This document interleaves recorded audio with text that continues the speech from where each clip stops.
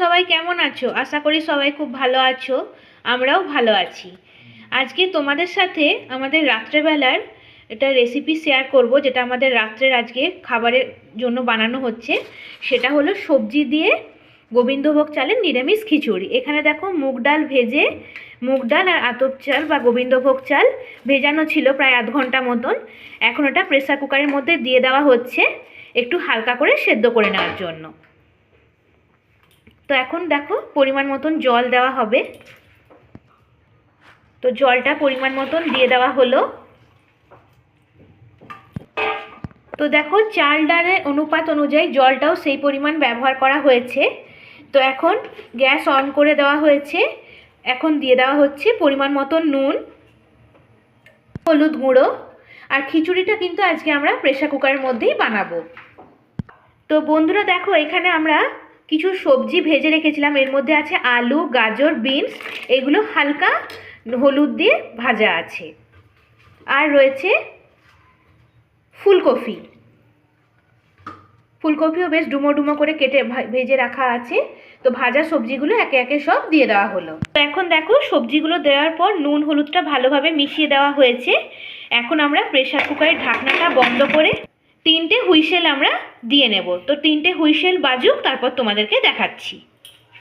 এখন আমরা খিচুড়ির জন্য যে ফোড়নটা রেডি করব, তো সেটার জন্য এখন আমরা কড়াই বসিয়ে দিয়েছি। এখন পরিমাণ মতন কড়াইতে সর্ষের তেল দিয়ে দেওয়া হচ্ছে। তো তেলটা গরম হোক, তোমাদের দেখাচ্ছি। তো বন্ধুরা দেখো তেল গরম হয়ে গেছে। প্রথমে আমরা দিলাম শুকনো লঙ্কা আর তেজপাতা, সামান্য হিং। এখন দেব আদা বাটা,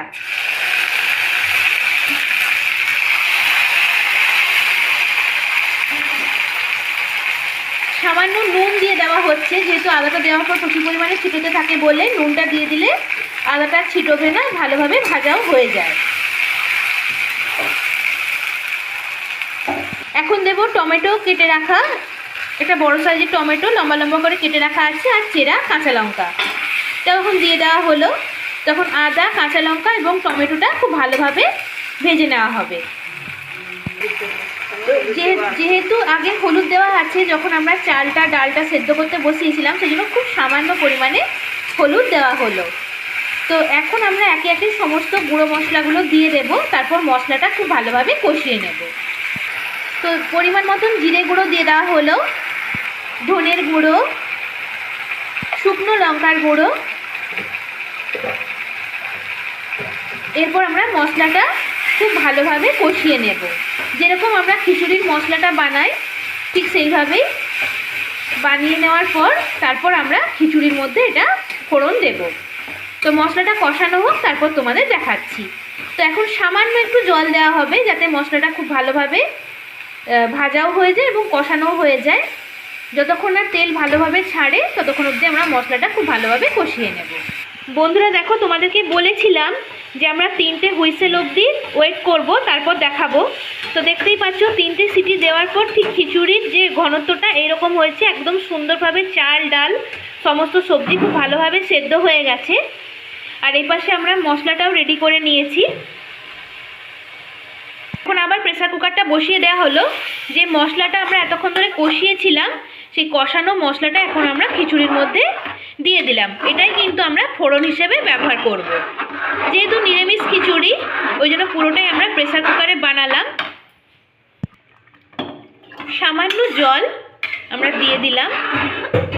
আমাদের খিচুড়ি কিন্তু একদম রেডি হয়ে এসছে, আর একটুখানি বাকি। যেহেতু ফোড়নটা এখন দেওয়া হলো, এখন আমরা খুব ভালোভাবে ফুটিয়ে নেব। আরেকটা উপকরণ আমরা এখন দেব, সেটা হলো ভেজে রাখা সয়াবিন। এই যে দেখতে পাচ্ছ সয়াবিনটা নুন হলুদ দিয়ে ভাজা ছিল। তো ভেজে রাখা সয়াবিনটাও এখন আমরা দিয়ে দিলাম। সয়াবিনটা দেওয়ার পরও ভালোভাবে মিশিয়ে নেওয়া হচ্ছে। তো এখানে আমরা আমাদের পছন্দ মতন সবজি ব্যবহার করেছি। তোমরা চাইলে অন্যান্য সবজিও ব্যবহার করতে পারো। তো এখন আমরা সামান্য একটু চিনি দিয়ে দিচ্ছি। যেহেতু নিরামিষ খিচুড়ি, সামান্য একটু চিনি দিলে স্বাদটাও ভালো হয়। সেই জন্য পরিমাণ মতন একদম নামমাত্র চিনি আমরা ব্যবহার করলাম। তোমরা যদি না খাও নাও দিতে পারো। তো চিনিটা দেওয়ার পর আবারও আমরা খুব ভালোভাবে মিশিয়ে নিচ্ছি। তো বন্ধুরা আমাদের কিন্তু নিরামিষ সবজি খিচুড়ি একদম রেডি হয়ে গেছে, দেখতেই পাচ্ছ। তো এখন আমরা গ্যাস অফ করে প্রেসার কুকারের ঢাকনাটা বন্ধ করে রেখে দেবো, তার গরম থাকবে, রাত্রে খাওয়ার সময় তখন আমরা সার্ভ করব। তো বন্ধুরা দেখো, আমাদের রাতের খাবারের থালা কিন্তু একদম তৈরি হয়ে গেছে, মানে পরিবেশন করা হয়ে গেছে।